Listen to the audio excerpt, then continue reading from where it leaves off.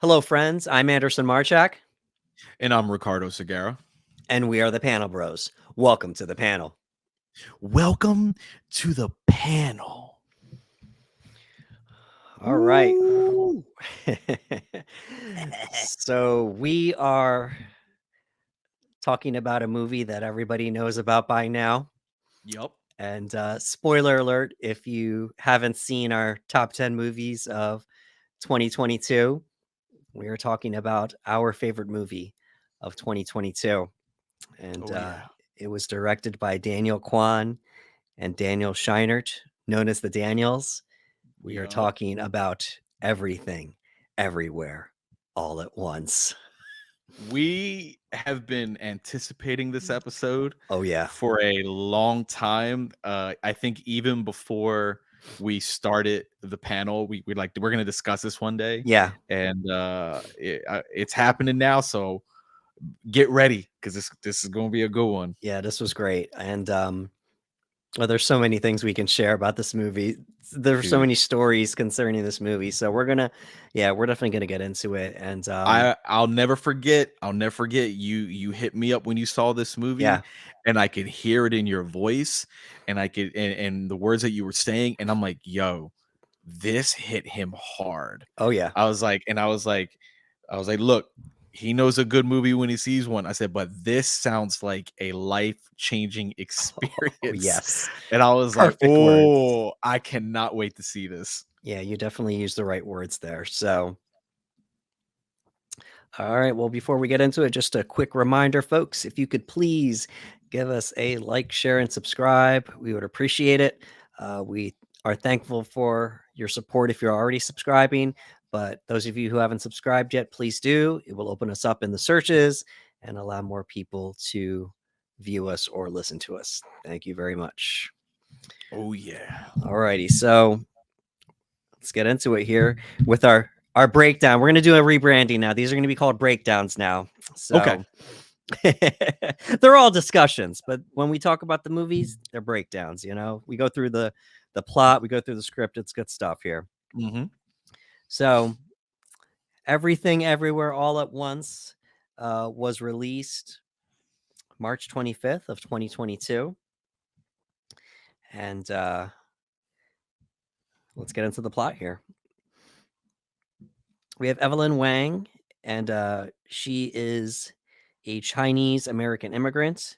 By the way, shout out to Wikipedia. That's where I get most of my plot summaries from. So I wanted to give a Mm-hmm. shout out to Wikipedia. So she is running a laundromat with Waymond, the man that she's married to, and they eloped to the United States about this says about 20 years before, and they have a daughter named Joy. And currently, the laundromat is being audited by the IRS. And in the middle of this, Waymond has divorce papers that he's trying to serve Evelyn, and well, not serve, but give to Evelyn. And she's busy worried about the laundromat. She's worried about her father, who we call Gong Gong, grandfather, because he's visiting for Chinese New Year, the Lunar New Year. So there's a bunch of stuff going on, and so that's what's going on at the laundromat. Um, we get a little glimpse into just the certain things that are happening, like we see in the security cameras. We see Wayman act a little funny, and we don't know why that's happening. And um we see the googly eyes, which ends up becoming a major theme throughout this movie. So they didn't just show that to us in the beginning and then go away from it. So that ended up being Yeah. a little bit of a theme. Why are these googly eyes here? And I just want to make things fun. She's like, this is not fun. We have a business to run. We have all these Mm-hmm. things to worry about. So we start getting a little glimpse into the relationship between Joy and her mother. And, you know, Evelyn just says to her, you should be thankful that your mother's open to you going out with a girl. But the fact that you chose a white girl, I don't know. She, Right? That's where the line was drawn, right? Like yeah, it was like, listen, if you are gay, she's like, okay, but a white girl, like it right. was very, very, and different cultures, this is how they respond. Absolutely. And then Joy corrects her, "Oh, she's half Mexican." It's like, "Oh." Yeah, You yeah, know? okay. She's got a little POC in there. Okay, okay. Right, exactly. I mean, the point is Evelyn wanted her to be with another Asian person, probably Chinese, you know, Yeah. speaking as a mixed Asian man with other Asian friends and mixed Asian friends, when the Asian parent says that, they're looking for you to, you know, marry within your own ethnicity, so or date rather. So, so even though Evelyn says this, she is kind of hesitant about the relationship because um, she won't tell her father. Yeah, it's She won't. that and that's a painful moment that happens in that scene right Correct. there. Correct. They're translating because her father really can't speak English. So Joy's struggling through her Cantonese, trying to tell, you know, her grandfather, and you know, she's like, "This is Becky, my," and she can't think of the word instead of girlfriend. And then Joy says friend, you know, and Joy and excuse me, Evelyn says friend, and Joy recognized it that she didn't say Yeah. girlfriend, you know, and it really upset her. So we get our first title card, part one, everything. Yes, yes. And we will come back to that. This is a very important thing here. So in the elevator on the way to the IRS, we get a little bit of an encounter, and it's Wayman. He kind of shifts into being a different person, and he, you know, he lays out the situation to Evelyn, like, I'm from a different universe. I'm not the Wayman that you know, and Evelyn is just very aloof. She's just Yeah. like, I don't know what's happening. She's holding the umbrella to block the security camera. She's all she can think about is that she has to worry about this IRS audit. Yep. Yep, You that's her know, main priority. He's saying the weirdest things, completely abnormal, and she's just like, "What are you doing? Like, what are you trying? Like, what are you saying? We right, we have to do this. We have this audit to go through and right, whatnot." And at this moment, I still wasn't sure what movie we were watching. I was like, "I have correct, no idea where we're going." absolutely. And I did want to say here, in the first moment of many, when he puts the Bluetooth in her ears and he hits it for her to enter the multiverse, she sells it with her face, and she Oh yeah, continues doing that throughout the movie because this is his moment to kind of prove to her what's happening. So she goes into the multiverse and she sees their family history of yeah. everything that happened to her. So she gets this thing dumped on her lap, but you know what? Right back to the audit. Yep. You know, We got to go to the audit. her Yeah. world just changed in that moment, but you know, this is Evelyn's mentality, you know. So we meet Deirdre, um, the IRS agent, and then Wayman is taken over again by, we'll call him Alpha Wayman, uh, from the multiverse, and he he pulls Evelyn from her. Well, she's there, but he Yes. starts talking to her in the other universe, It's in it's so in the interesting. closet. Yeah, yeah, It's like her mind can be one place and her right, body another, and it's like she's simultaneously in these two universes, and she can kind of still interact in both, which is really strange. oh yeah, It's really cool when you first see it, and you're like, oh wait, she's in the closet having a conversation, but she's still technically here at the desk because you still see Jamie Lee Curtis's character trying to interact with her, and she's like, oh, I have to do this. Wait, and it's so funny. right, exactly. And in the broom closet in the other universe, Alpha Wayman explains to Evelyn about the parallel universes and how life choices create new universes. So he's blowing her mind again. Like now it's like really, and Evelyn, you know, it's all right. It's already been proven, but now she sees it for real, because they're in one universe, but then in her mind, she could see herself still sitting at the desk too. Hmm. And what was that? Didn't she make a joke like, She makes a joke, and it's yeah, something. She goes, "Hold on, I think I I don't think wrote it it was here. down It might have been later on. I don't because know. I know it has to do with the audit because she does mention something like he's talking to her, and it might not be in this moment. It might be Right. a little bit later, but there is a conversation where she goes, "Wait, I think my other husband is messing up the audit," Yeah, and yeah, it's yeah. so funny that again, like you said, he's showing her things that is very hard to explain and understand, and she's absorbing all that, but still, like you said, she's back at the Back to audit. the audit. Back to So the she's like, audit. "Wait, I think my other husband is messing up the audit. Wait," and it's a very funny Right. line. And she's fighting back and forth.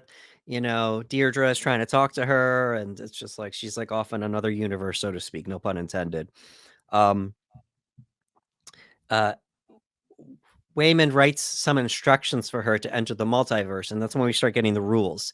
You have Mhm. to do something that's unlikely, something that um, is unpredictable, and then hit the Bluetooth, and then you'll end up verse jumping. We haven't really been, Yeah. versed on that, so to speak. But in any case, we go into the other universe, and we have a situation where we get to see Alpha Wayman in action.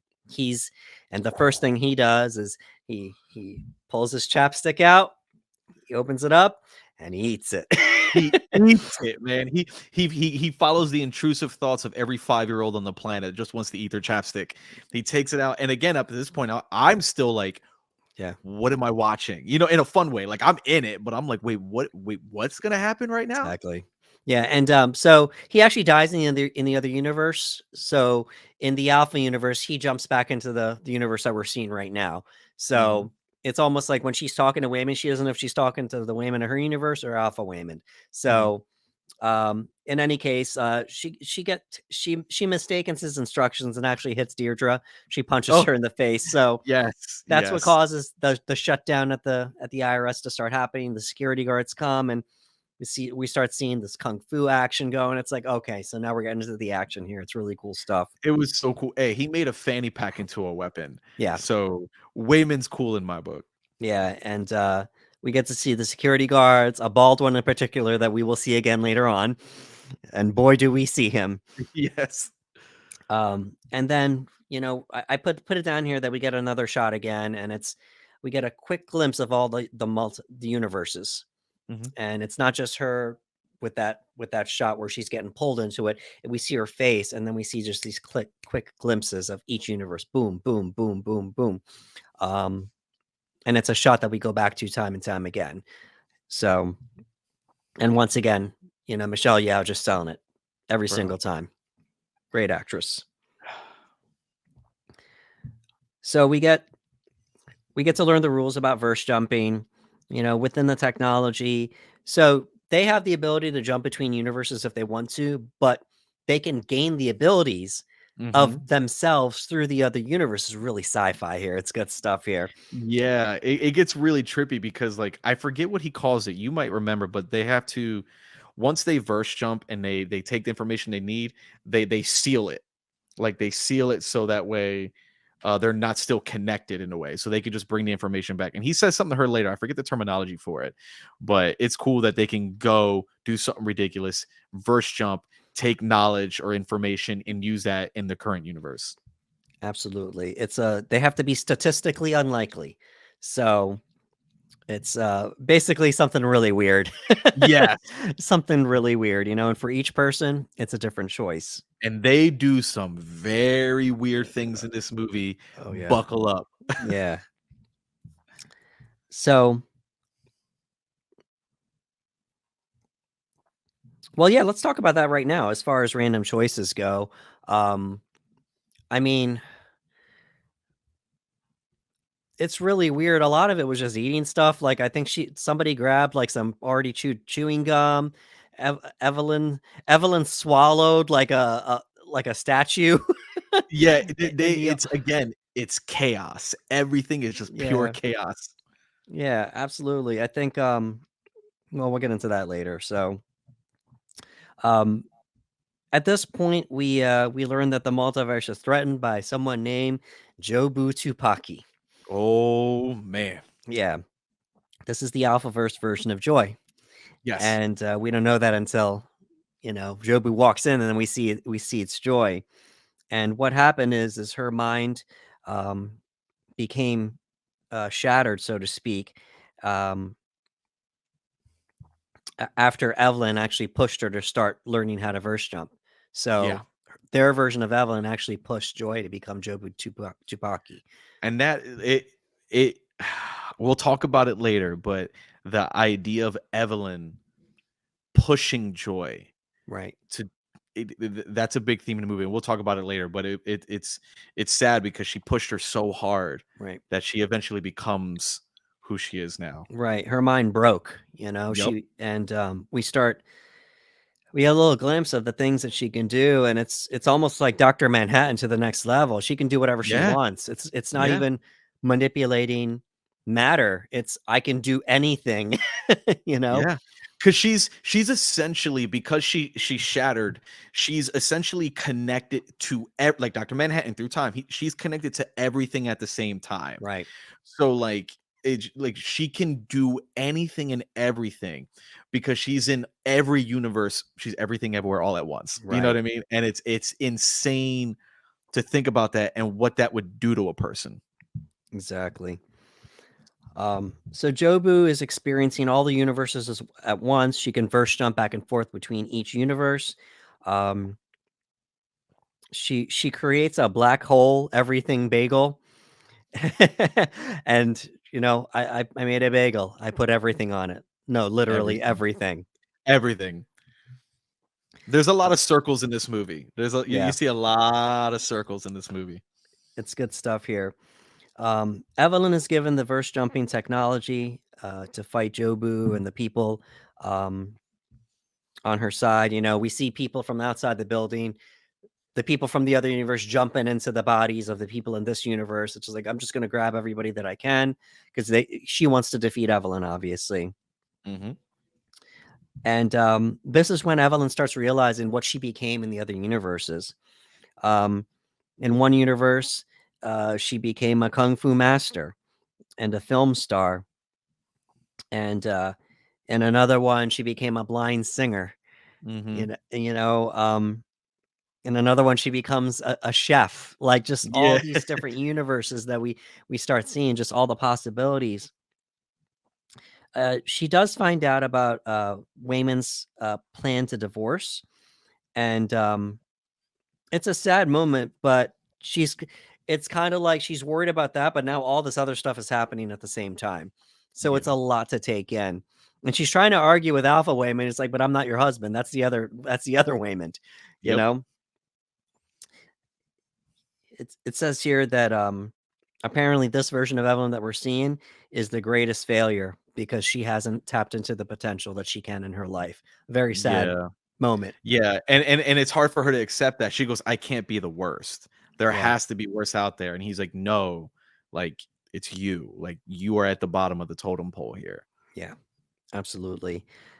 We get our little introduction to Joy at the bar, and this is a key moment for me because of the editing. We only see the back of her head, but Mhm. she does this motion with her head, and it's like a click, click, click, click, click, and we saw all the universes that Joy was in, Jobu, Mhm. basically, and it was kind of our introduction to her. She walks in and into the IRS building, and we see her just all these different outfits, fighting the guards, just wackiness. She hits a reverse power driver on somebody. Yeah. She's dressed as a luchador, and I'm like, "Dog, this is crazy." Yeah, it's wild, and it was a really cool moment because they're just like, "Ma'am, you can't do this. You can't do this." And she's like, "You keep saying that word can't." Yes. Like, "No, you don't want me to do this. You won't allow me to do this, but don't keep telling me that I can't." Mhm. And then she knows she has these godlike powers, so it doesn't matter, obviously. And then she starts, oh my gosh, there's so much that happened in this one scene. Like she she destroys the one cop. I think she made him explode into confetti. Yeah. And Yeah. the other one, she scares the other one by making her face come out the other side of her head where her hair is. She does a pile driver to the other cop. She used, I don't want to say the word, but phallic shaped objects to beat the other one with like nunchucks, you Yeah, yep, know. yep, yep, And yep. and then and then Evelyn is like, "Oh, you're Jobu Tupaki. Of course, you're my daughter. Of course." Yeah. You know? And there's such an interesting moment there again because when she sees this, she blames Jobu for why Joy Yeah. is gay. Oh, And yeah. like she goes, "Oh, you are the reason why my daughter is the way she is. You're the reason my daughter's, gay." Like it's and like Right. Jobu's just like with everything happening, Yeah. with everything you just saw that I can do, that's your concern? And it's like it's such a key moment. It's like, "Oh man, that is Exactly. true." Like she went It's right like back to that. it's an ongoing theme in the movie. Like all these world changing things are happening to Evelyn, and all she can think about is her world, Yeah, her you're little focused world. on this. You're focused on Right. just this one thing. Yeah. This one thing, even though all this is happening, you're Right. negatively focusing on this one Right. thing. It's like, hey, the world could end, but I need to get this IRS thing taken care of. Right? It's Yeah. So just an ongoing theme.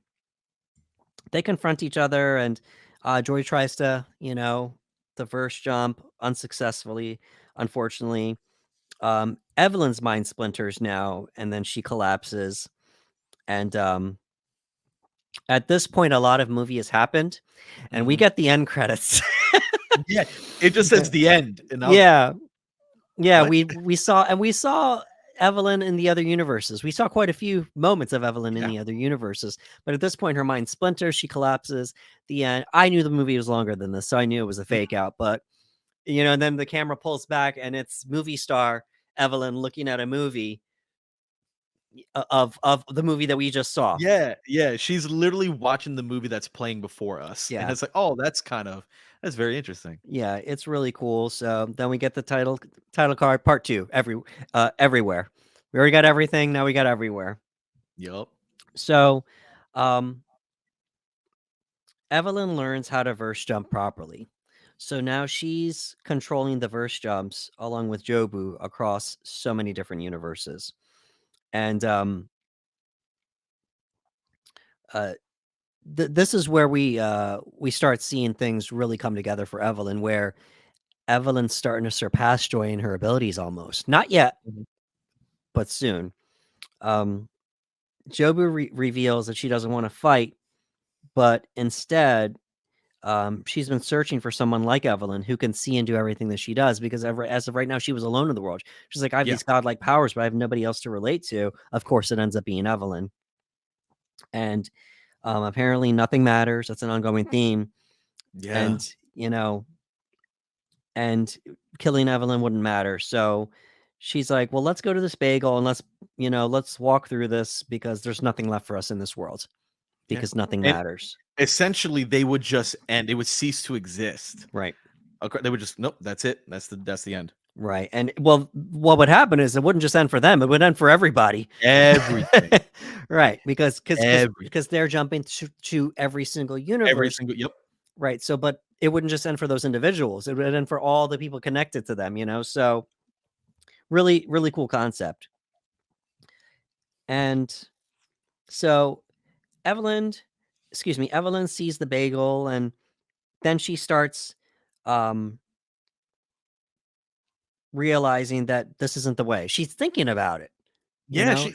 there's a moment where they like she really sells it that she's like, "Oh, I get it." Like Right. she's bought into it, and I was like, "Oh, okay." Absolutely. So Deirdre shows up, and then Evelyn, she makes a decision to start just tapping into the other universes and the abilities in the other universes. Because they're at they're at a party in the one universe at the Chinese Mhm. New Year party, and she's on the phone, she's singing, she's having a little drink, and she just tells Deirdre to shut up on the phone. He's like, "What? What are you talking about, Mrs. Wang?" She's like, "Just shut up. It doesn't matter." So she's Yeah, kind of, it's a you know, so she does that. She in there's a hot dog universe with hot dog fingers. hot dog fingers are all the rage in this Yeah, man, universe. wild. But she It's ends. it's it's so funny to look at. She has a relationship with Deirdre in that universe, but Yes, she she ends her does. relationship with her there. She signs the papers with Wayman in the one universe. Um, she's in a Rakakuni. Raccacoonie is one of the best parts of this movie. Yeah, For those of you who know Ratatouille, there is a raccoon on someone's head yeah, guiding them on how to cook, and I was like, this is so again, this movie has moments that are just absurd, right. but they work in the context of the movie. Absolutely. And I think anybody with parents could just relate to that. How many of our parents say the wrong thing, but we know what they mean? Yeah, You know, exactly. there's certain words that our parents may say, and I can name them for mine. I'm pretty sure you can name them for yours. That if they say something, it's kind of not the right word, but we know what they're talking about. Yeah, we know what it So is. And Joy's just sitting there busting out laughing at the moment. She's like, "You mean Ratatouille? No, she's correcting Joy. No, Yeah, Raccacoonie, Raccacoonie. the raccoon." But in any case, in the Raccacoonie universe, she reveals the chef with the Raccacoonie, with the raccoon, so to speak. In the universe where she is the movie star, her and Wayman never got together. He's a CEO there, and they're meeting each other, and they're just having this conversation. What if we had gotten together? Yeah. What if it had happened? And she just goes for it. She kisses him in that universe, even though they never got together.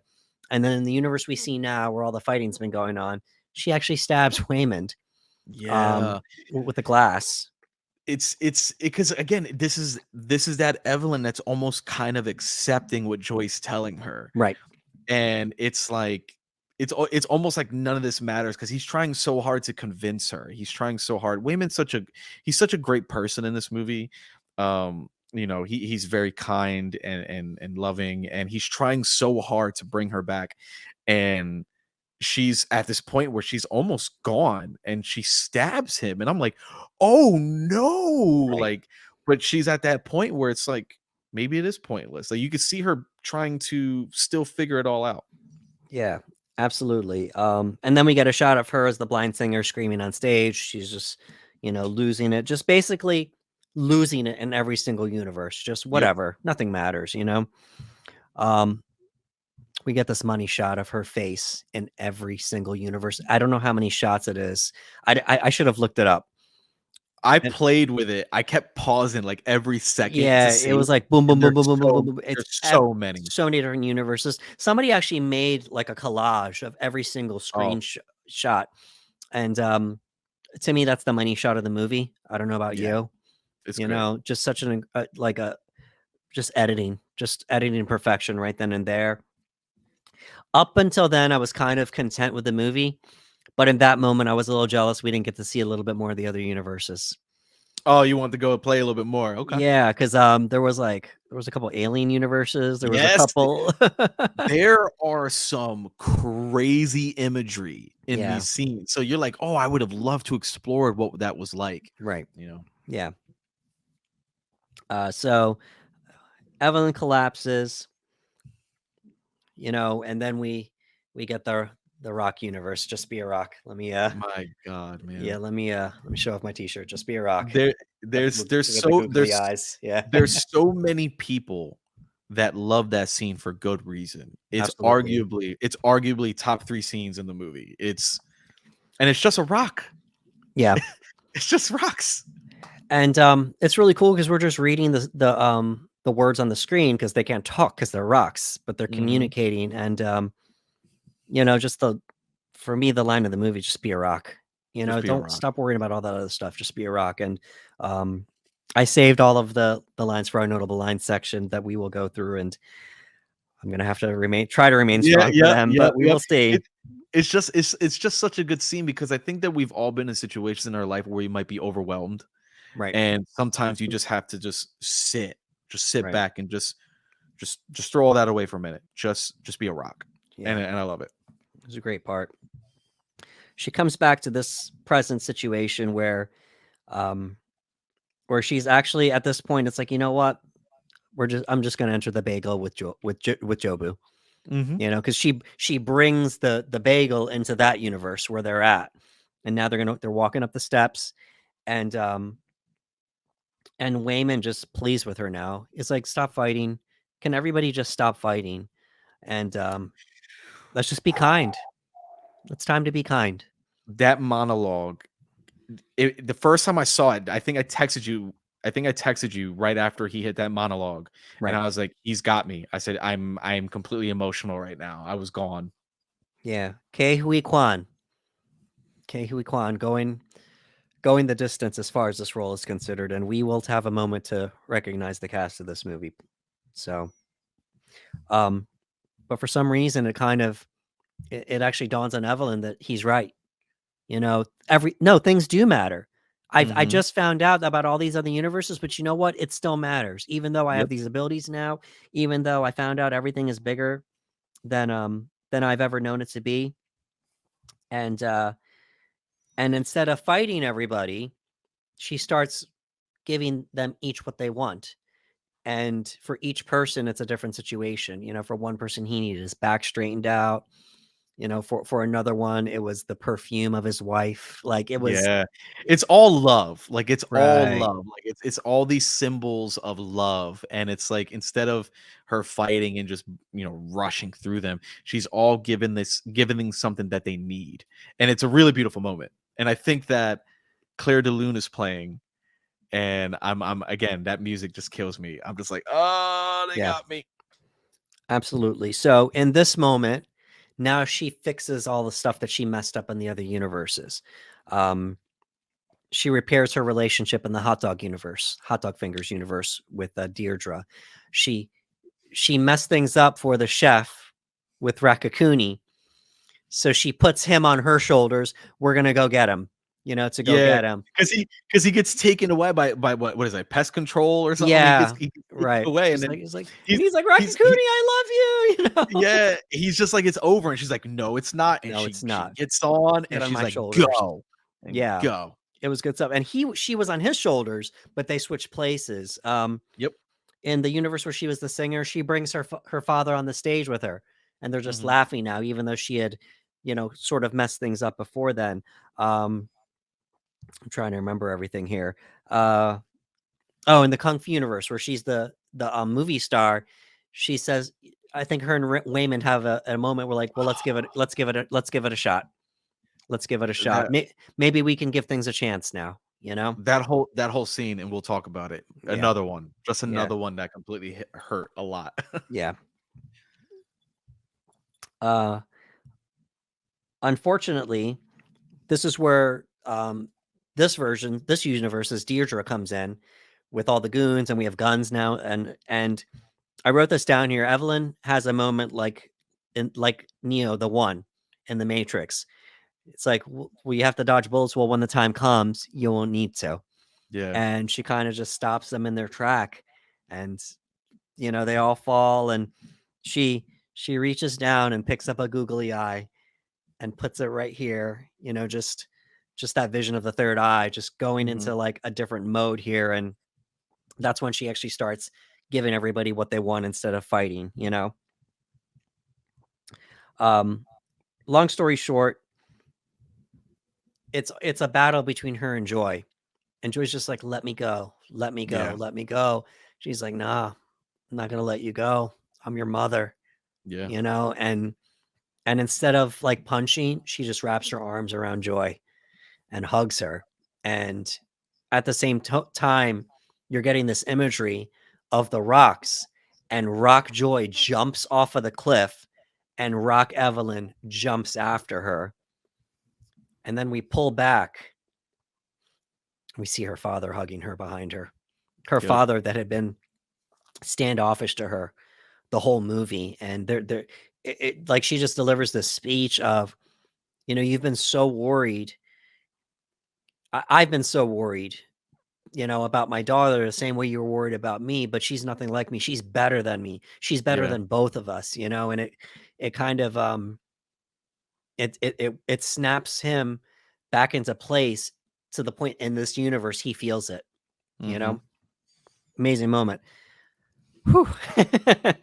The imagery of that scene, man, where when she wraps her arms around her, because Yeah. like you said, they're fighting. Like, Joy is fighting. She just wants to be able to go, and Evelyn is fighting her, and she won't let her go. And then eventually, it just becomes an embrace. Right. And I was like, "Ugh!" And then, like you said, you see her father, and he's holding her, Right. and then Because Joy's about to slip into the bagel, yeah, and it's Evelyn's there, and Evelyn's about to slip in too. And if not for her father, Gong Gong, coming in, they both would have flown away. And it's such a powerful moment. I didn't write this down, but I remember she's been calling her Evelyn the whole movie, because at this mhm. point, once you become a god, it's like, do I Yeah, do I have time to call you mom? No, I'm a yeah, god now.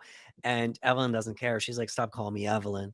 I am your mother. And she yep. just delivers it with such sincerity, just screaming. It was so cool. Um, we jump back into um, the current timeline, and Evelyn reconciles with Wayman, and they're not going to get a divorce anymore. And she tells Gong Gong of Joy and Becky's relationship. This is her girlfriend, Mm-hmm. and Joy doesn't understand. She runs outside. Waymond does convince Deirdre to let them redo their taxes. So that's pretty cool that happened. Evelyn and Joy have this moment outside because now Joy's just like, what? Like, okay, now you tell him that I have a girlfriend. What? I don't know who you are anymore. Like, what is Yeah, going on here? it's very confusing for her. And I remember she says, "Okay, great, you got your whole life together. You're figuring it out." You know what I mean? But like to her, she's still so confused about everything that's transpired. And the performances in this scene, boy. Yeah, it's a great scene. We're definitely going to recite these lines here. And the point of it is that, Evelyn tells Joy that, nothing makes sense. And even though it may not always be perfect, I will always find you in every single universe, and I will love you in every single universe, and that's all that matters. We can figure everything else out, but I just want to let you know it doesn't matter. I'm still going to always choose you. So we get that moment there. We get the last title card all at once, part 3. And now the entire family, unified, goes to the IRS building. Gong Gong is there. Joy is there to kind of help with the translation if necessary. And to do the taxes. And Deirdre's talking to Evelyn, and she's off in another world again. And you can almost hear that she's going through all the different universes. Well, that's what they're trying to imply. That she's going through all the universes in her mind. And we just the simple line in the movie, Deirdre, Evelyn, did you hear me? Evelyn, I'm sorry, what did you say? And then that was it. I love that moment because in the beginning of the movie, Jamie Lee Curtis, Deidre says like she's always daydreaming. She always does this. Yeah. And she's not paying attention. And in this moment, it's not that she's not paying attention. It's that Right. like she's like it's like she's taking it all in. Like she's seeing everything, but it's no longer this very pessimistic view. Like it's almost optimistic how she's just taking everything in now, like everything that she has. And like in imperfect worlds there's still something to love, Right. and like you said, it's a callback to the beginning of the movie, and just very simple. It's like, oh, I'm sorry, like, what did you say? And that it's good, it's so good. Absolutely. Well, upon walking out of this movie, I was a mess. I was a mess I remember. several times in this movie. I was a mess, but walking I out, remember. it was just like I couldn't believe what I just saw. It was just this was cinema for me. Yeah. It was cinema. It was an original movie. So many different themes, and it hit me with, you know, I feel like the movie could hit anybody, but being a mixed Asian man, it hit me, Mhm. because I saw some representation there. There was a lot of representation here. Um, we had Asian people, we had queer representation, we had immigrant representation. Like there was a lot of stuff going on here. We had a woman lead in a fantastic movie. Bro. In my opinion here. I couldn't wait to Vox you afterward to Yeah. tell you, Yeah. and I dropped the line. I said, Ricardo, run. Don't Yeah. walk to the movie theater to go see this. Run. You know, you had been hearing about it for a while. Mhm. When you finally got a chance to sit down to see it, what were your thoughts afterward? It was so interesting because when I was watching it, as I mentioned, there was, every few minutes I'm like, I'm not sure what I'm watching yet, because the movie is it's absurd with some of the imagery, it's taking some risk, and you're like, oh, and then when you finally, and it doesn't take a long time, so I don't mean to use the term finally, but there's just a lot happening. But when you really start to feel what this movie's doing, it's like, oh wow, like this is Right. much deeper than I thought it was gonna be. You know what I mean? And I remember being emotional throughout the movie. And when it was all said and done and the credits hit, I was drained. I remember I think we had conversations where you told me like, hey, if you're going to watch this, you try not to plan to watch anything new directly after, because you're Right. going to need that time to kind of take it all in. And you were absolutely right, because I remember when I was done watching it, I was like, oh, I'll catch this movie and I'll catch another movie. No, no, no, no. After this movie, I was spent. I was Right. emotionally gone. And I remember just walking away, just being blown away by performances, by story, and just thinking along the lines of what you told me when you watched it. And I was like, I resonate, I understand. It wasn't one of those situations where you told me one thing and then I watched and goes, I don't really see what he saw. That didn't happen. I was Right. like, no, I get it. You know what I mean? Like that meme of Danny DeVito where he's just like, I get it. Like that's what I Yeah. felt. Yeah. I was like, I get it. Like, I get it. And it was magic and it was special and it felt special. And when it was over, I remember thinking, I have never seen a movie like this movie. You know what I mean? Like, there are Yeah. movies where you feel like, oh, I've seen a movie like this. I have never seen a movie quite like this. And it was original, it was unique, it stood out. I own it. I've now seen it 3 times, and it never gets slow or dull for me. It's just, this is one of those movies that I've told people that it's an experience, right? Like you walk on, you're like, that Right. Good was an word. experience, and it just it landed everywhere it needed to land, and I felt like I walked away from it, having learned a little like life lessons. You know what I mean? Like, again, one thing that I really loved, there was a line in this movie was like, even in an imperfect world, there's always something to love, Right. and that hit very, very hard. Absolutely. I kind of looked it up because there's so many themes that are explored in this movie, but two of which are philosophical themes.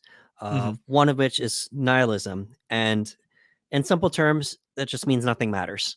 Nothing matters. Nothing matters. Self-existence, Mhm. and that's an ongoing theme. Nothing matters in the movie, and then existentialism. Uh, Yeah. we are individually responsible for creating our own meaning. Yeah. Nothing may matter, but at least we can create our own meaning.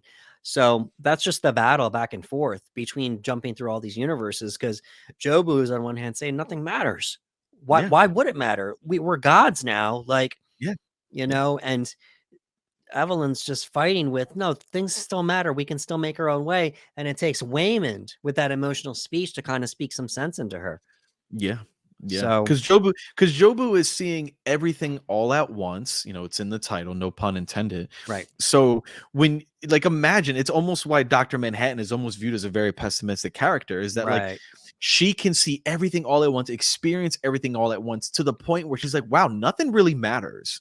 Mhm. Like, in this universe, I'm this way. In another universe, I'm like this. If I make this decision, I go that way. If I make this decision, I go that way. But the reality is none of this carries any weight. It doesn't matter. Like, existence doesn't matter. And it's such a, like, hard pill to swallow, and it's so heartbreaking to think that way. I'm like, no, because you want things to matter. You want the decisions you make to matter. You want everything to matter. And Evelyn's trying to convince her, is like, no. But then again, even Evelyn starts to slip, which I thought was really cool, that, like, Jojo was like, look, let me show you. And then Right. Evelyn is just like, whoa, wait a minute. And then Evelyn sees other lives that she could have had and she Yeah. doesn't have, and contemplating, what if I want to go to another life? It's just, there was a lot of things to take away from this and the themes that they explored. Absolutely.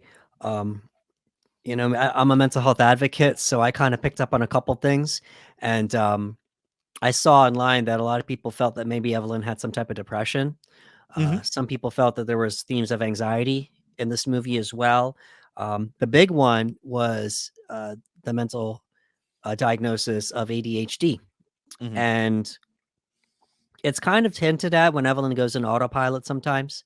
And well, the theory is that maybe this is all happening because Evelyn has ADHD, you know, or maybe her mind was able to open up because she has ADHD undiagnosed. Because if you notice, she kind of slips off when people are talking to her, Hmm. and she even said it to Wayman. Like Wayman's like, Alpha Wayman, are you paying attention to me?" She's like, "Yeah, you're just bad at explaining," you Yeah, know. yeah. She's, yeah, you're just bad at explaining it. She's so good with her Yeah, delivery and her cadence and everything, that she can take those moments and make them silly and fun and be like, oh, that's pretty good. absolutely. And I kind of looked it up. One of the Daniels, somebody said to them, "Well, listen, I have ADHD." And when watching this movie, it kind of was a movie about what it would be like to have ADHD, Okay, going through all the universes. So they And felt represented, which is good. correct. And That's then good. Daniel Kwan said to him, well, it's funny you mentioned that because while I was writing the script for this movie with Daniel Scheinert, I got diagnosed with ADHD. Wow. See, look, I didn't know that. And I didn't know that.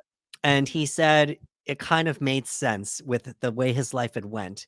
And Mhm. he said he went into therapy, he's doing medication and stuff like that.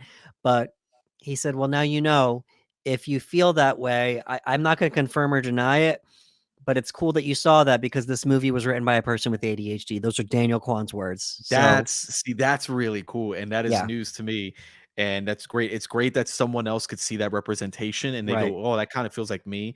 And then for the director to be like, "Hey, I was diagnosed with right, ADHD and I right. wrote this." And him and Shiner, they didn't really realize when they were writing Evelyn that that's what they were writing. They were Yeah. writing the character not knowing they were giving representation to an entire group of people. So that was really cool for me to see that Yeah, here. that's good. Um, so this is kind of a situation for me. When I was watching the movie, there was a few things where I wasn't really into, and I'm going to tell it's the Mhm. gross stuff. You know, there was some Oh, okay, yeah. yeah, there was They gross they stuff. they they push boundaries, man. They Yeah. did. They did. They Um, did indeed. you know, there was well, there was the moment with the phallus nunchucks, and Mhm. then, I think Evelyn inhaled a fly at one point, she blew into one guy's nose. Um, there was one scene where all the minions, they're all verse jumping and they're doing some wacky Oh, they're man, doing they like a were bunch doing of some yeah, somebody was humping really, really weird I think somebody stuff. was humping like a plant or something, Yes, and our bald security guy was going to town on a plant. yeah, another guy was getting his butt Xerox, somebody else was rocking a baby doll or something. I don't know, there was a bunch of stuff going on, There was a lot of weird stuff happening. and in the weirdest moment, I don't think in the entire movie, there's these awards that they give out, and Deirdre gets these awards every year. They specifically look like something on purpose. Correct. We know what they are. Right. They look like an instrument, that in a certain we're not kink shaming here, that in a certain, population that goes somewhere in the body, Yes. and, we see it and we're just like, "Well, that's kind of odd, maybe it's a little joke." Yeah. No. And No, at one there's a reason point, for it. one of the people coming after Evelyn tries to sit on it, and he's unsuccessful. Great choreography. They're like, "It's Oh, martial yeah, arts." yeah, She's yeah. keeping it away from him. Ball-headed security guard, pantsless, does this cannonball right on top of the award so he can verse The jump. the shot is so good, right? Because Whew, you don't wild. it's completely out of nowhere. You just see them and you see him jump and he's just completely taken over the top of the Right. screen. It's all in slow motion. And it pi He's and it's pixelated, so it It's makes it even pixelated, right. so you can't see any genitalia, Right. and he's holding his legs, and when he sits on it, they gave it the dust. So as he sits, you just see from, like, his lower back up, you don't see any nudity, and you just see dust come up Yeah. because They so made much it an impact. epic moment, right. Yes, and he does, like, this slow, like, turn of just like, "Yeah, I did it," and then they Yeah. go into this martial arts fight because that's Right. what he needed to do to verse jump. Correct. And then not shortly later, the other guy, he's in with another with a different Yeah, award, yeah. up his Just right.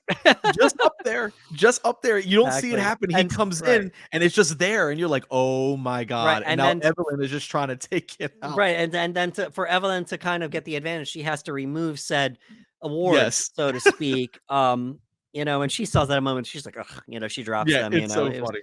um Even Joy's watching, and she's like, Wayman's like, "What are they doing?" And right. Joy's like, "Oh, I think he's trying to stick it in his" Oh it's so yeah, good, yeah, it's yeah, so yeah, good, yeah. it's so good, it's so good. Absolutely.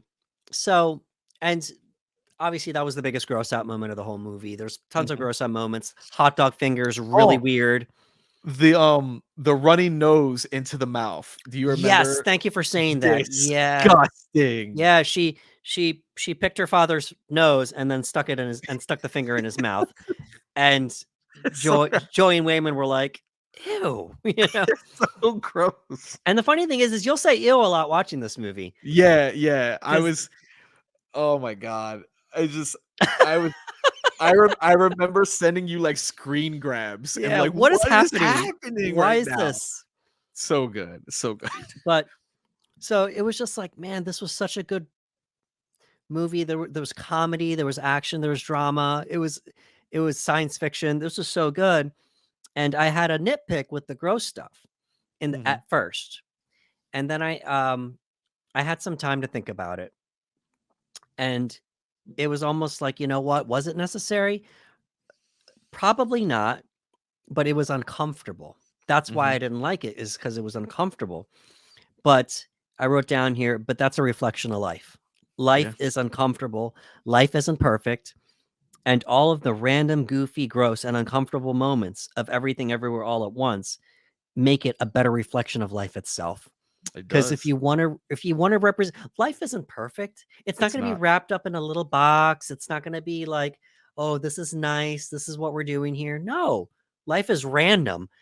Very, very, very, very. Life is random, and all those little gross out moments, the hot dog fingers. Like, if we're really going to explore the multiverse, then let's explore the multiverse. How many Yep. different universes are you going to be in? How many statistically unpredictable things can you do to verse jump? And the Daniels went there. Yeah. Yeah. I'm wondering who came up with like each little moment, and you know, It's so interesting because a lot of the things that they pulled off, it almost sounds like something you might joke around with your friends, but they're like, no, we're actually doing it. Like they right, put it into the movie. And like you said, it was like all, life isn't clean. It's not no, perfect. It can be very chaotic and absurd. And some of the things that they were doing, like you said, it's like you have to come up with something completely unpredictable in order to verse jump.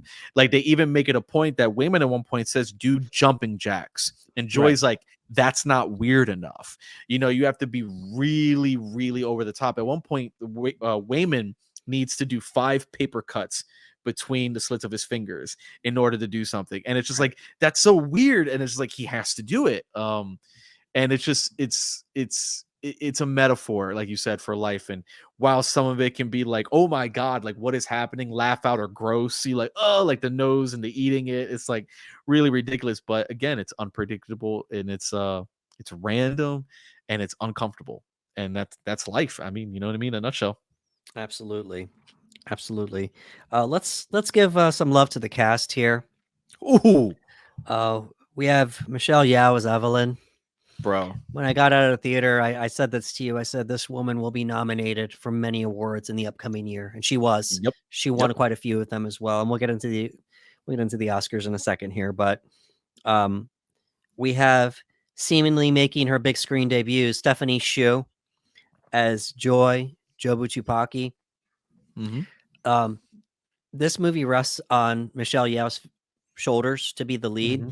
but without Stephanie Hsu being that strong as Yeah. Joy and Jobu, movie doesn't work. We need Yep. Stephanie. She's She needed to be strong, and boy was she strong. yeah, awesome. And just being around all these seasoned actors, like she held her own. It was remarkable.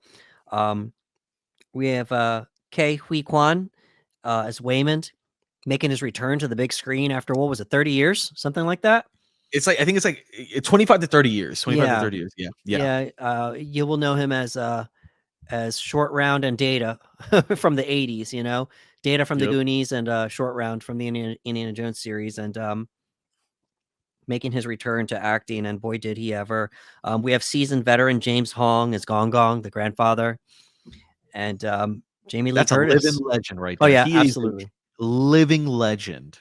Absolutely. And of course Jamie Lee Curtis as Deirdre. Mhm. And you know what? Since we're talking about the casted thing right now, is probably a good time to talk about awards. Might as well. Let's get into it. Let's get into it. Yeah. So I had to look this up. Uh Everything Everywhere All at Once now holds the record for the most awards won out of any movie in history, as far as major awards are considered. The old record was Lord of the Rings: Return of the King, Mhm. and that's 101. Not Okay. bad, ve- pretty respectable number. Everything Everywhere is at 165. Bro. So, every single, and it wasn't just the major ones, the minor. Like I looked it up, there were so many different awards Oh yeah, there was tons. um over the year, but you name it, it's won an award: Golden Globe, Critics' Choice, BAFTA, Academy Award. Like on and on and on and on. It won 7 Oscars, 7 of 11. It was the big winner of the night. Yep. And so many different ones. Best film editing, deservingly so. We have Best Supporting Actress, Jamie Lee Curtis, who she was in it with Stephanie Hsu, who also had a nomination for Best Supporting Actress. And Jamie Lee had won a few beforehand, so it kind of looked like she was the front runner, so to speak. Nonetheless, Jamie Lee ended up getting it. We have Best Supporting Actor, Ke Huy Quan. We have Michelle Yeoh as Best Actress. We have Best Original Screenplay, The Daniels. Yes. We have Best Director, The Daniels. And we have Best Picture, The Daniels again, and producer Jonathan Wang. That dude. We were talking about it, and I think we were both on the same boat where it's like that's the movie. That Best Picture, it's right there. We were all rooting for it. I know we all wanted Michelle. We all wanted Kay. Between Jamie Lee and Stephanie, I think they both did a fantastic job. I was rooting for Stephanie. Same. I was really rooting for Stephanie. There's a lot of, again, like you said, the movie does not work as well if Stephanie is not in it. Correct. And if you don't have someone to carry that performance the way that Stephanie did. And Stephanie's scenes with Michelle when they're working from one another, they're both just giving us beautiful performances. And she's vulnerable in the movie. She's tough in the movie. Everything that you need from this character who's essentially, everywhere all at once. And there's just something really raw about her performance. And like you said, she's standing up there with veterans who have been around for a very long time. She's there with Michelle Yeoh, again, who is another living legend, in my opinion. Yeah. And, just seeing them work with one another. And I was like, man, so it's really cool that you had two of them from the same movie, both nominated for Best Supporting Actress. And I'm happy for Jamie. She got a great legacy win here.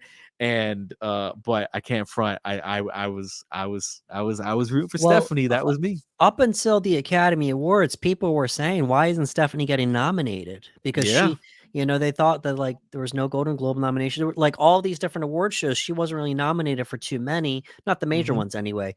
So when the Academy, by the time the Academy Award nominations came around, they were like, okay, we'll give her a nom. And it was almost like, who knew if she was going to win or not, but regardless, it was like, she's a young actress, she's in her early 30s, you know what, we're rewarding this movie left and right, let's give her a nomination at least. And to Jamie Lee's defense, it was a different type of role. It wasn't like an out there role, so to speak. It wasn't like she had any of these remarkable monologues that Kay had, or Michelle or Joy. It was a different type of role. And for whatever reason, not just the Academy, the other award shows rewarded her as well. And like, hey, we're gonna give it to Jamie. I'm not, and look, I'm not mad. Like, I'm not one of those people that was like, oh no. I was just like, but you know what? Yeah, I do like Jamie. Right. Yeah. But Stephanie Hsu, like I completely agree with you. Like without her, this movie doesn't work, and it's okay. It's okay. And we've seen where people, it was their first major film role that they'd have one. Ke Huy Quan was away for like 20 something years, and he's getting all these awards now in his first role back. So I love it. So you never know, but she's a very talented actress. She made a fan out of me after seeing this movie. Yes, I will look for her now. Yeah, like if she's got a project coming up, I'm watching. Absolutely. And I don't know, man, just it's really cool seeing all these Asian people get these roles again. It's been happening for a few years now, and she's going to lead the charge for the next generation, and I'm looking forward to that. Michelle Yeoh's, she kind of broke out 20 something years ago. She made her start 30 years ago. But she dropped this amazing line when she won the Oscar. Don't let everyone ever tell you that you're past your prime. Yes.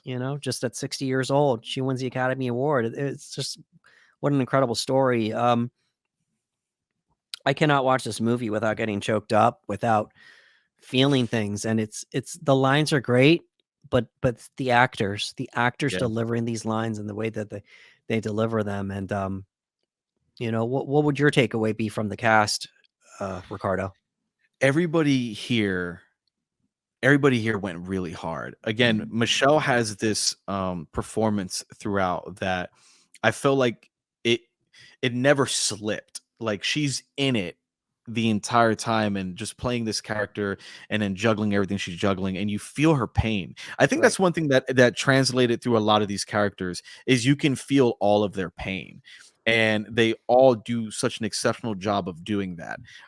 Where you have Wayman, UFK, who is essentially like he's this nice guy, but there's a lot of pain that he's enduring throughout this entire film. And again, you have Stephanie as Joy, just completely vulnerable and breaking down, and Michelle just delivering an amazing performance. Everyone here, I was rooting for everyone here. Yeah. There wasn't a single person I wasn't rooting for. Everyone here, again, and we talked about this numerous times after this movie, we were like, best actor, best supporting actor, best Right. supporting actor. Like we were just like boom, boom, boom, boom, boom. And and I don't want to believe it was a bias. It was because those performances were out of this world. Right. Just unbelievable performance. And for Kay, like you said, to be gone for 25 to 30 years and come back and give that kind of a performance is incredible. You know what I mean? He came back and he just delivered in a way that was almost like it was like his way of saying, like, I deserve to be here. Like he's been gone for so long and just not getting roles. And I know there was a sad story about him not having medical insurance anymore because he wasn't landing Yeah. roles, and it's heartbreaking because you see how terrific of an actor he is. You see it, and it's like, where has this man been this entire time? And for whatever reason, Hollywood just wasn't giving him a lifeline, and it Right. was an unfortunate thing. But to see this well-rounded cast come together and each and every one of them just give a raw and powerful performance, it was extremely rewarding to see them rewarded for their work. And like you said, there isn't I've seen this movie 3 times. I've cried all 3 times. I think it is impossible for anybody with empathy or sympathy to watch this movie and not be emotionally drawn to it and to not have those type of emotions escape, because man, just everybody, man. I'm so proud of them. I don't even know them as like that, but I'm just so Right. proud of each and every one of them for the performances and for them going all in. And because I'll be honest, like I don't know, like when they read this script, I don't know if it's one of those things of like, and then we do what? Right. And then like we do like, wait, so people have to insert things where? Like Right. what's happening? But they saw what was in the story, and they saw what was in this script. And I'm forever grateful that we got this cast, because every one of them, mwah, chef's kiss. Yeah. Absolutely. And all right. Well, we're gonna go through our notable lines section here, and Ricardo. Yeah, this is gonna be cool. And sometimes people just play the clips, and I don't mind doing that. But I think with Ricardo and myself, with our acting backgrounds, I feel like this is kind of fun. It's And fun. I have fun doing this. and I have so fun. let us know how you feel about it, because at first I was kind of just reciting them, and Ricardo too, but now we're actually kind of getting into it when we read it. We want to kind of give you a little show here, just to kind of let you know why we enjoyed it so much. The movies that we recite these from. So, alrighty. How about we'll let you get the first alpha Waymond here, Ricardo. Okay. Okay. All right, here we go. So we're going with Alpha Wayman right now. Yeah. There is a great evil that has taken root in my world and has begun spreading its chaos throughout many verses. I've spent years searching for the one who might be able to match this great evil with an even greater good and bring back balance. All those years of searching have brought me here, to this universe, to you. Yeah. So that was in the elevator, if I'm not mistaken. Yep. Like that's the very first time that we hear what's going on. Yeah. And like that's a lot of information to process. It's like, wait. All right, so you're searching universes? Wait, what's happening now? Okay. We have another alpha Waymond one here. I know you have a lot of things on your mind, but nothing could possibly matter more than this conversation we are having right now concerning the fate of every single world of our infinite multiverse. My dear Evelyn, I know you. With every passing moment, you fear that you might have missed your chance to make something of your life. Well, I'm here to tell you every rejection, every disappointment has led you here to this moment. Don't let anything distract you from it. bro. That line where he says, "I'm here to tell you every rejection, every disappointment has led you here Yeah. to this moment." Yeah. It's so relatable, right? Because again, there's a lot of times probably in real life where we have done something differently. We go, "Oh, I wish I'd have done it this way. I wish I'd have done this. Right. Oh, I was rejected for this job. I was rejected by this person." All those things. But all that has brought you to where you are now. And I find that so great. You know what I mean? Like for me personally, like when I hear that line, like I relate to him, like, oh well, there have been jobs I haven't gotten, there have been Right. people I've been rejected by, but where I currently am in my life right now, this moment I'm at, I'm as happy as I've ever been. So like that line I really, really like and resonate with. That was probably the first line where I felt something. I said, Mhm. "Oh, we're this is going to be emotional." Oh yeah. Like if we continue on this path, this isn't just going to be some type of sci-fi movie. So I had to include that line in there. I'm going to play Evelyn in this next part. I'm going to ask you to play Alpha Waymond. Oh, okay. Yeah. What is happening? Are we getting divorced? I'm not the Wayman who wants to divorce you. I'm the Wayman who is saving your life. Now you can either come with me and live up to your ultimate potential or lie here and live with the consequences. I I want to lie here. So funny. The comedy in this movie is so good because Michelle's delivery, especially with comedy, right? Comedy's about timing.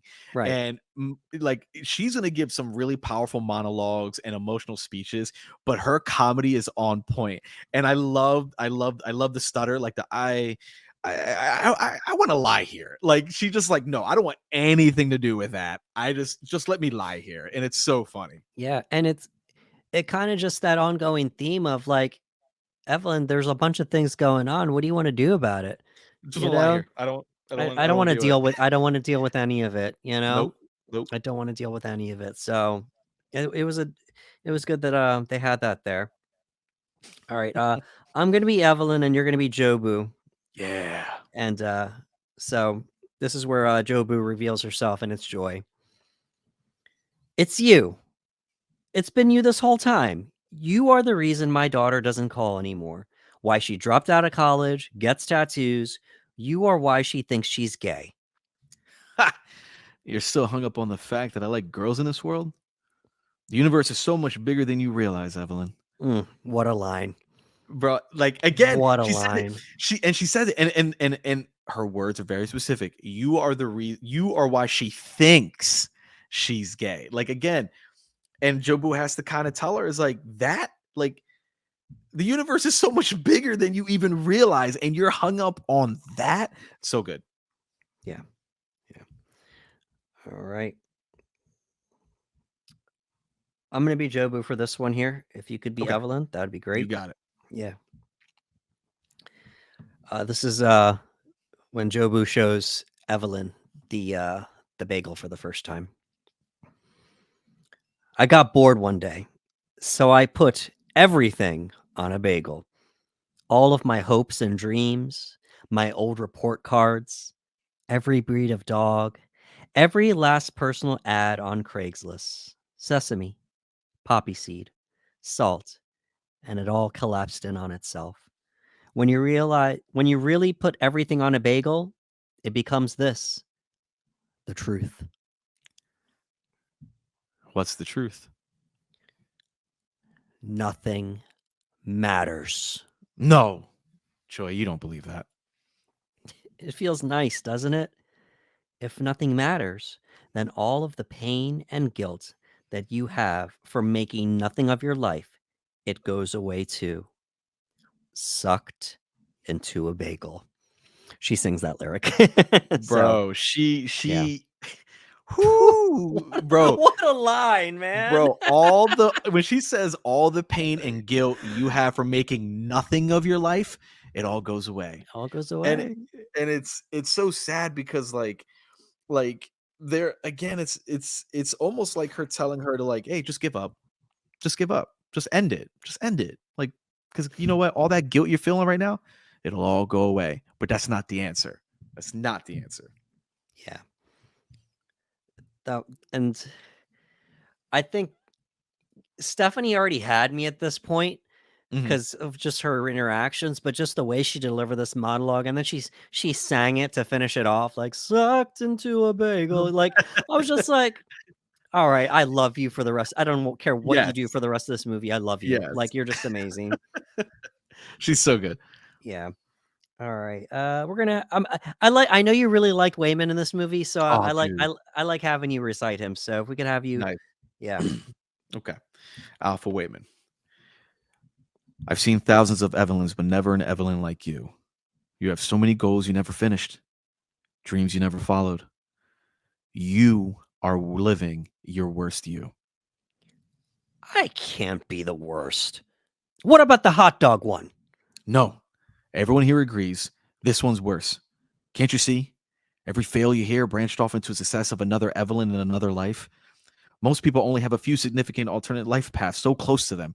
But you, here, you're capable of anything because you're so bad at everything. Yeah. So, in this moment, Evelyn, possibly depressed, gets even more depressing news. It's like, hey, if you think this is bad, just to let you know you're actually the worst one. Yeah. And she brings up the hot dog one just randomly, like, what about the It's hot so dog funny. one?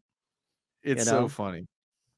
It's You know, so funny we're, because we're, eh, again, like it's the hot we're, dogs. we're we're thinking, oh, we're not going to see that. That universe is too goofy. We're not going to see that one again. It's like, oh no, we're going to keep seeing the hot dog fingers one. She's going to mention it. So, all right. I'm going to do Jobu again for this one. All right. Yeah. I have felt everything your daughter has ever felt. I know the joy and pain of having you as my mother. Then you know I have only done what is right for you, for her. Right? Right is a tiny box invented by people who are afraid, and I know what it feels like to be forced into that box. So, just this ongoing theme of everybody wants everything in its little place, in the right little boxes. We want everything to be perfect. Remember, I had said that. I Yes. didn't like those Yes. uncomfortable moments. I was one of those people because we're conditioned to, everything should be comfortable. Everything should Yes. be nice. We Everything want should be right. We want things to be comfortable. We want everything in this nice little box. So it's good stuff here. So this is the rock part. yeah. Oh man. Dude, it's this look and what's great again about the scene is that there's no verbal dialogue. Right. It's just, it's on the screen and you read it and I don't know, it kind of made it hurt a little bit more. Yeah. Yeah, we're just doing these in order here, so we might as well get through it. This is my favorite part in the whole movie. I lose it every single time. All right, I'll be Jobu. Okay. Jobu Rock, and then Ricardo's going to be Evelyn Rock. So, Evelyn Rock. yeah. Oh, good. You're here too. Where are we? One of the universes where the conditions weren't right for life to form. Most of them are like this, actually. It's nice. Yeah, you can just sit here and everything feels really far away.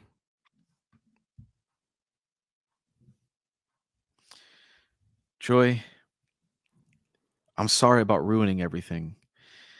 I Shh. You don't have to worry about that here. Just be a rock. I just feel so stupid. God, please. We're all stupid. Small, stupid little humans. It's like our whole deal. For most of our history, we knew the Earth was the center of the universe. We killed and tortured people for saying otherwise. And then we find out that the Earth is revolving around the sun, which is just one sun out of a trillion suns. And now look at us, trying to deal with the fact that all of that exists in one universe out of who knows how many. Every new discovery is just a reminder. We're all small and stupid.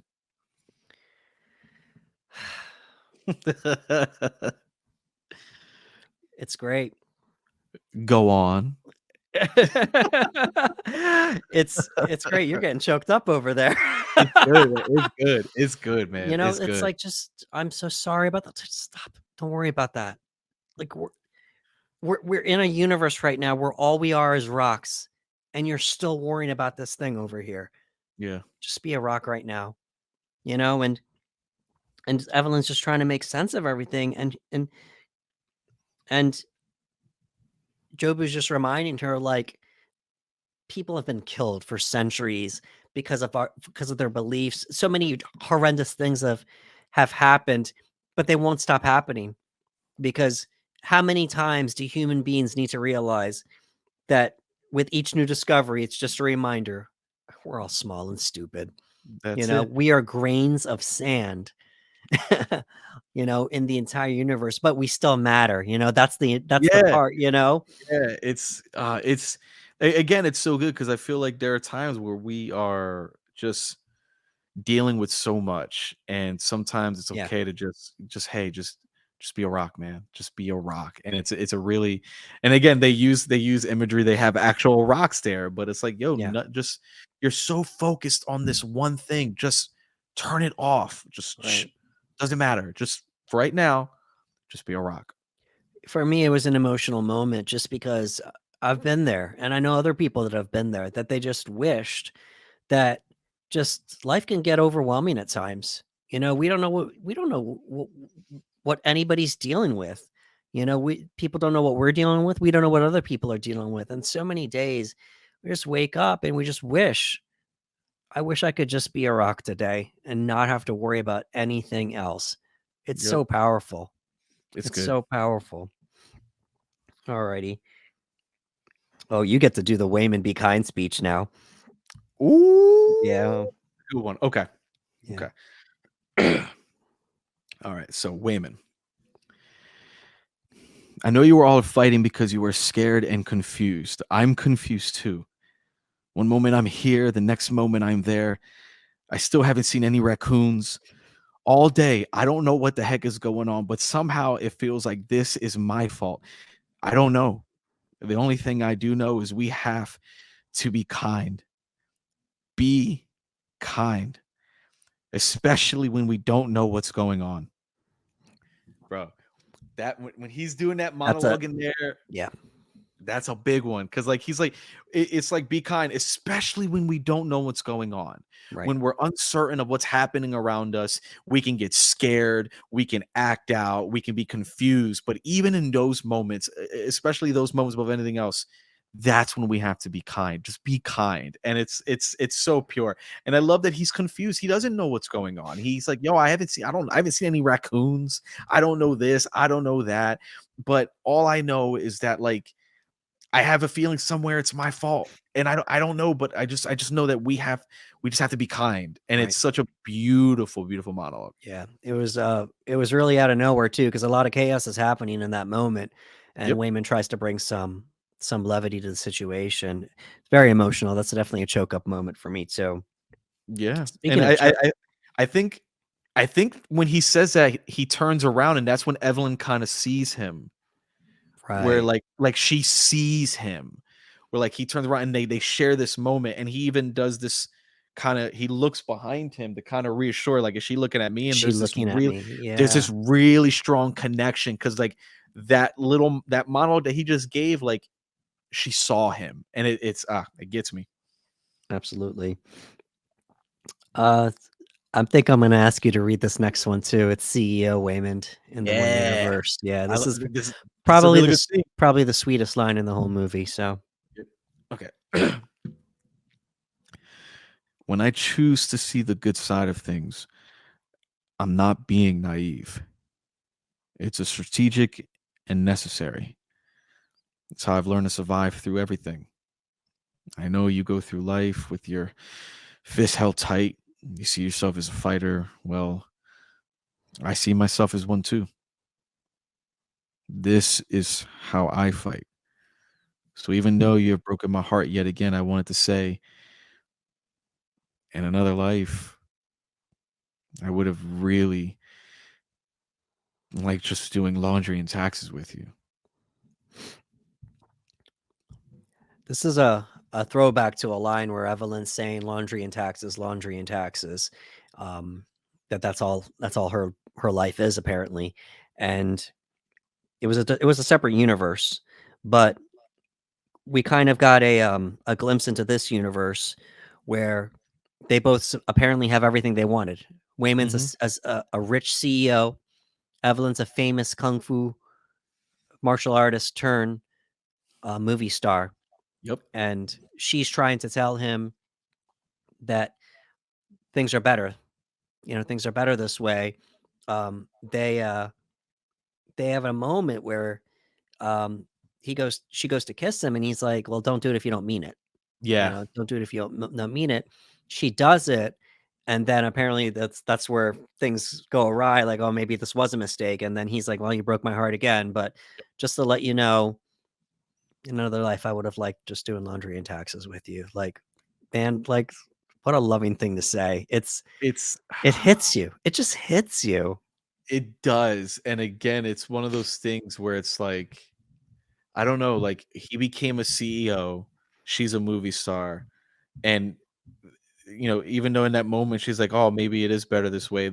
It seems like even though they have everything, there might still be that one thing that's missing, and it's each other. And he's just like, in another life, I had to like just doing laundry and taxes with you because of Yeah, that love that he had for her.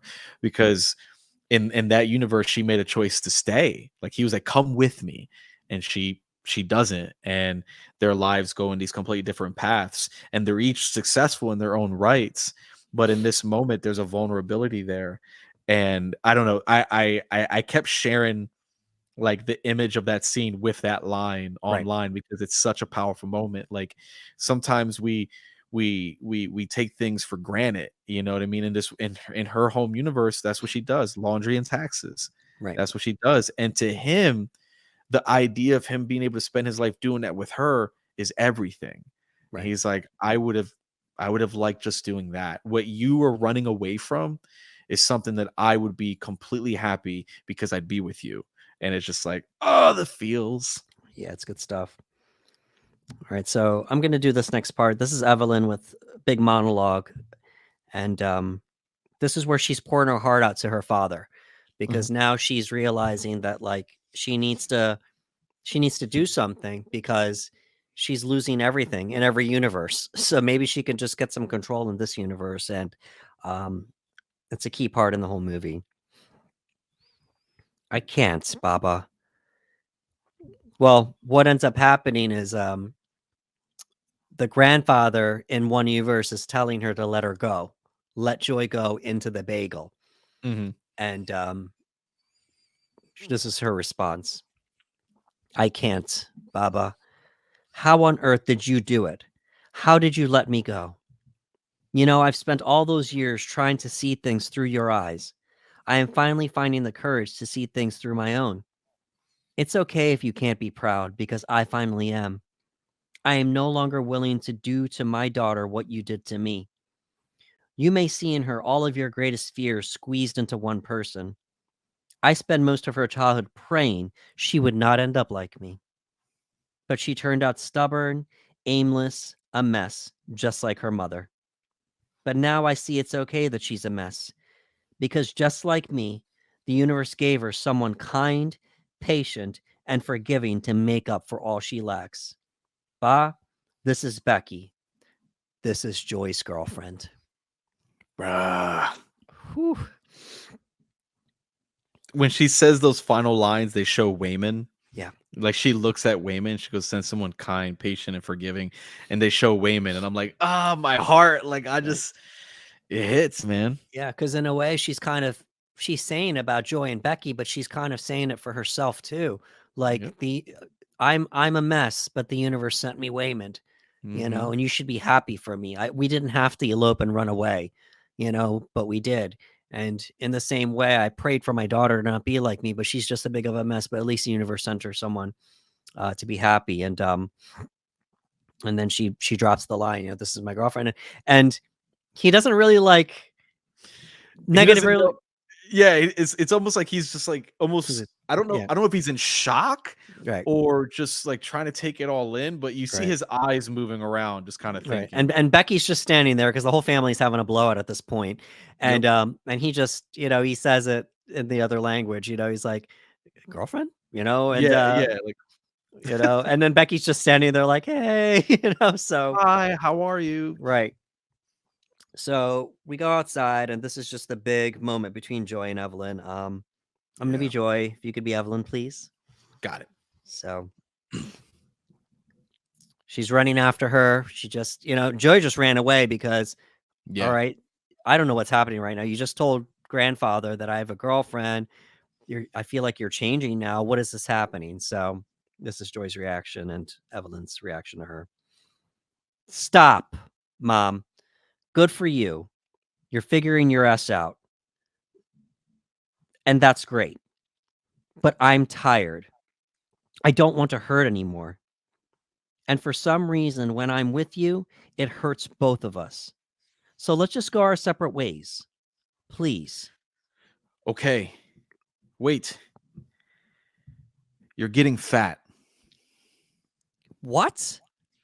And you never call me, even though we are on a family plan and it's free. You only visit when you need something, and you got a tattoo, and I don't care if it's supposed to represent our family. You know I hate tattoos. Out of all the places I could be, why would I want to be here with you? You are right. It doesn't make sense. Waymond. Evelyn, stop. That's enough. And then Joy says, let her finish. Maybe it's like you said. Maybe there is something out there, some new discovery that'll make us feel like even smaller pieces of S. Something that explains why, even after seeing everything and giving up, you still went looking for me through all of this noise. And why, no matter what, I still want to be here with you. I always want to be here with you. So, what? You're just going to ignore everything else? You could be anything, anywhere. Why not go somewhere where your daughter is more than just this? Here, all we'll get are a few specks of time where any of this actually makes sense. Then I will cherish these few specks of time. Yeah.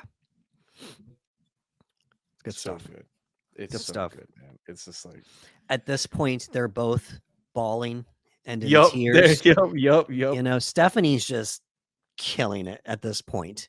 And Michelle, yeah, she's cried a few times in the movie, but this is the time where she really lets it out. And Stephanie just is from the heart at this moment, man. Like, once I see her, I'm done. Yeah. I'm done Yeah. because she's pouring her heart out to her mother. And it's just kind of like you kind of just seeing that it's the love of a mother and a daughter here, that the fate of the entire universe rested on these two people's shoulders. Yep. And it's kind of like it took Evelyn realizing that she would chase her own daughter in every single universe. It didn't matter because that's all that really mattered. It didn't matter that she was Jobu and their minds were both fractured or anything. I want to know that at least I'll have you for as long as I can have you. Yeah. And it's a really powerful scene because majority of the time Evelyn is having fights and conversations with Jobu. Like that's who she's interacting with physically and whatnot. But in this scene, it's Evelyn and Joy, like 100% unfiltered. Joy is finally just opening up and letting it all out. She's no longer bottling it. And it's again, like you said, when in this scene, this is when I was like I'm rooting for Stephanie because like this scene is when she just it's like it's like the character of Joy let her walls down. Like everything just comes down and she just opens up completely. And Evelyn is opening right back. And I love that. It's not a okay, I'm listening to you and they go, okay, I'm sorry you feel that way.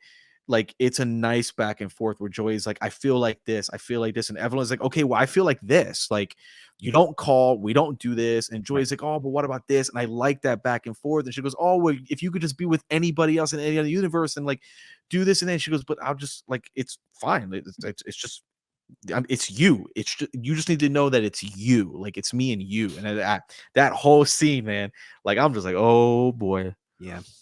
feels. So we're going to start wrapping up here. You said it earlier, and I'm just going to echo your statement. This was a life-changing movie for me. It Yeah. really was. And how can it not be, for somebody that may or may not have gone through similar things that these people have gone through, or maybe find some type of connection? Like, if you're at a crossroads in your life, or if you have some regrets in your life, who doesn't?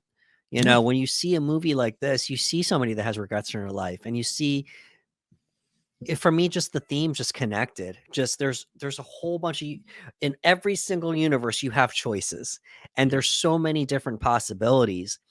And for me, that theme of the movie hit.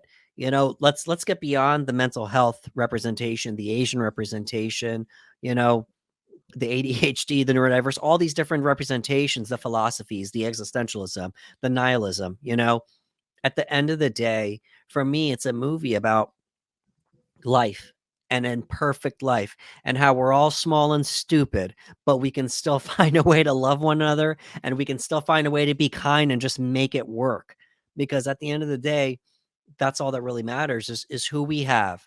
And if we're pushing ourselves, and if we're going towards those little possibilities, no matter how small and minute, that whatever possibility you have in front of you, maybe you should take it if it could lead to something bigger and better than yourself. I love that you said that. Absolutely life-changing. I felt it when you hit me up about it. I could hear it in your voice. Yeah. And I was like, okay. I was like, this was a life-changing experience film. I said, this did something for him. Yeah. And I was so happy that happened, because, it doesn't happen often with people. Like, you watch a film and you go, okay, it was a great film. But to be moved that much, Right. makes this film special. And I'm glad you had that experience, and I love it. I absolutely adore this film. I think that there's a lot that I think there's a lot in this movie for a lot of people to resonate with. I think that it speaks to a lot of people, because like you said, it's choices, decisions, regret. Who doesn't have some form of regret or whatnot? You know what I mean?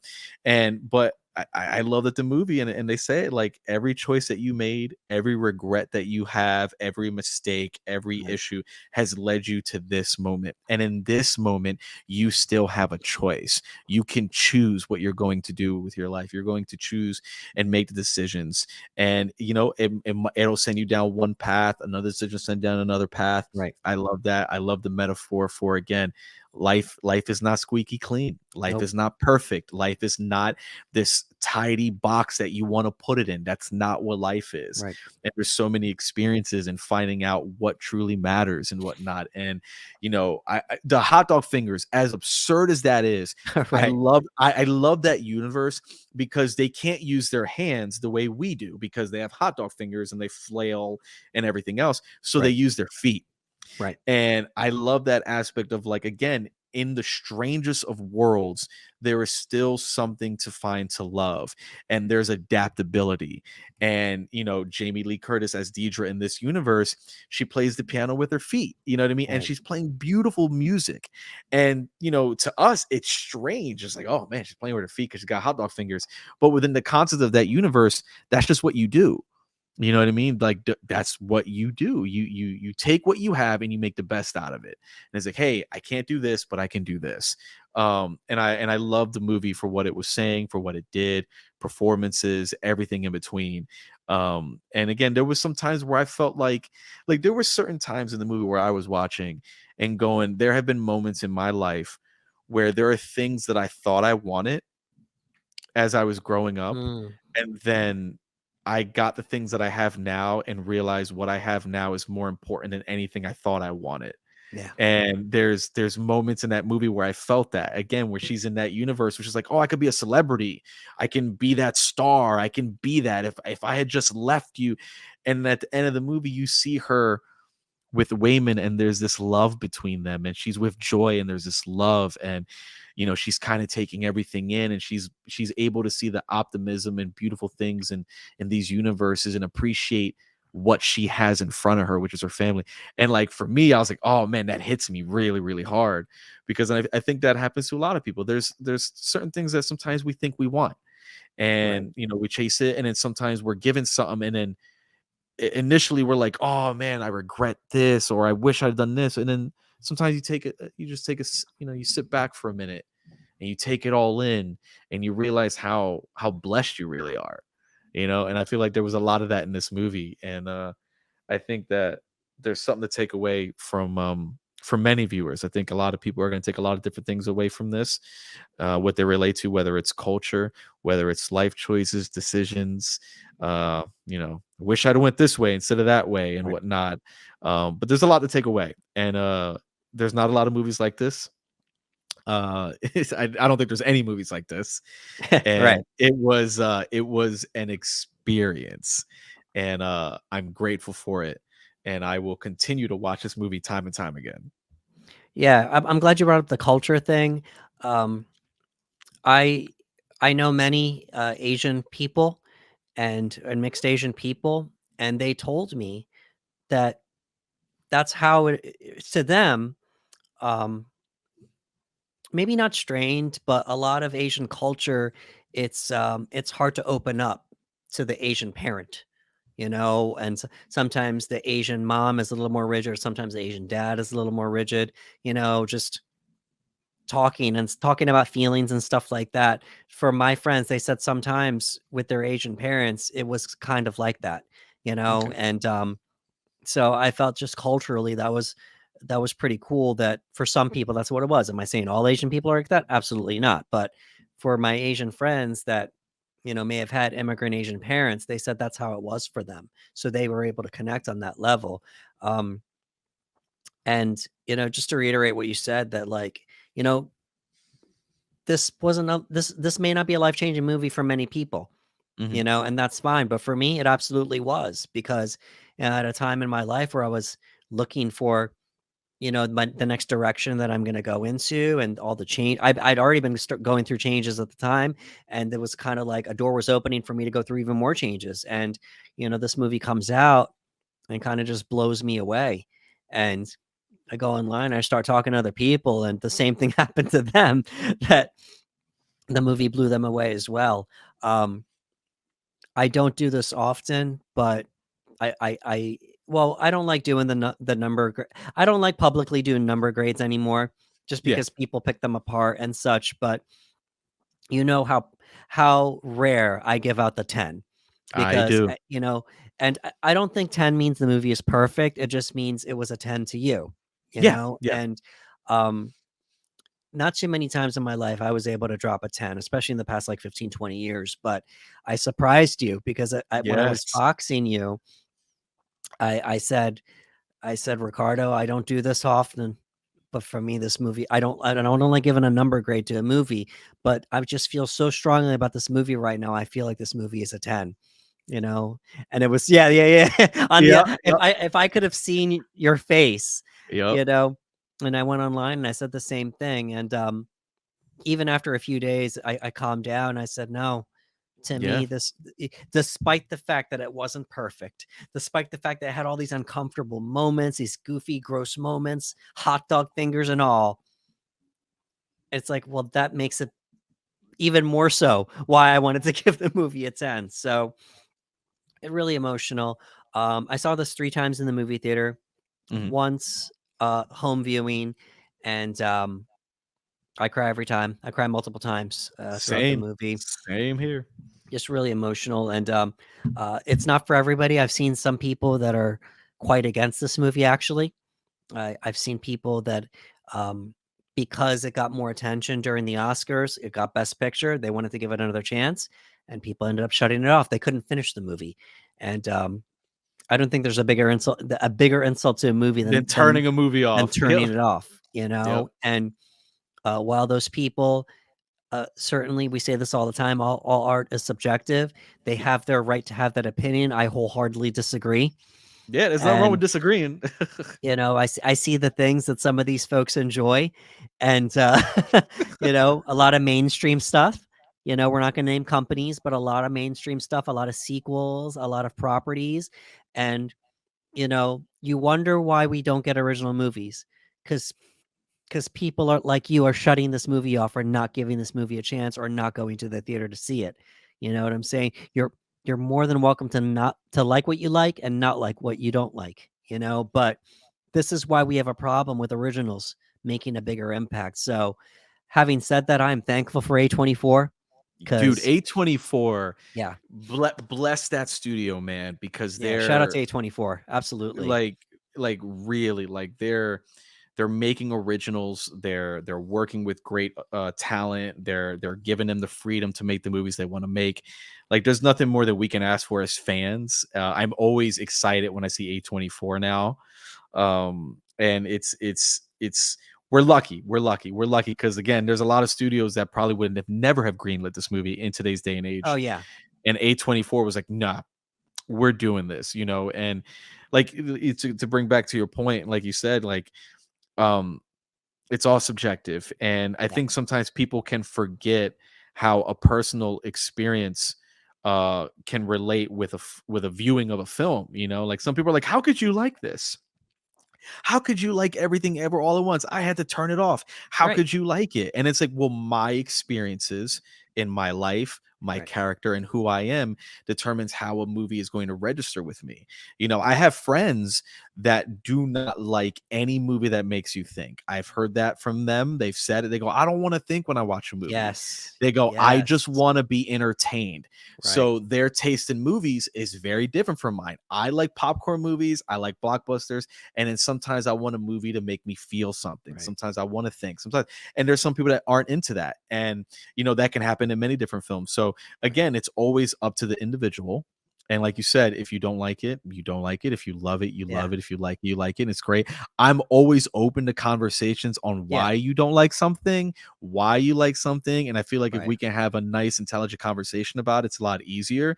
But there are some Right. people Right. that But are if you just like, but if you didn't finish the movie, then I can't talk to you about it because you didn't finish it. we can't really converse. I'm like, oh, well, how far did you get? And it goes, oh, it was too weird. I turned it off after 20 minutes. And I'm like, oh, like you gotta give it a little bit more. But hey, look, it's your time. You do with it what you will. But again, Absolutely. some people view movies very differently. I've often said this. I wish when I've had conversation with friends, I've said this. I've said it online that I wish that for a time I could give people my eyes, Yeah. so they can see the movie the way I see it.